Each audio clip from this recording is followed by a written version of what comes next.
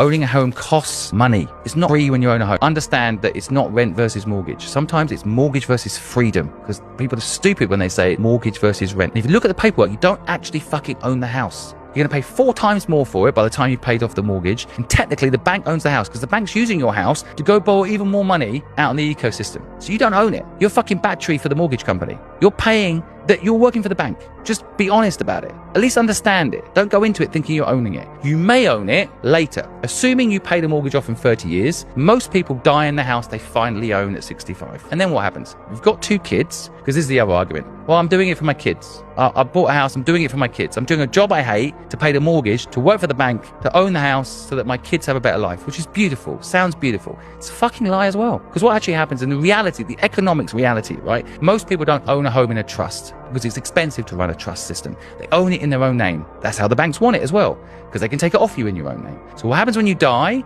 is inheritance tax in most countries, especially England, 45%. So that house that your parents have managed to pay off, if they have managed to pay it off, and haven't got a mortgage to pay for your fucking university education that you didn't need, let's assume they actually kept it pure and managed to get out of debt. You've got the deposit for the very house your parents have just died in. You have to spend the next 30 years paying that fucking mortgage. It's a treadmill.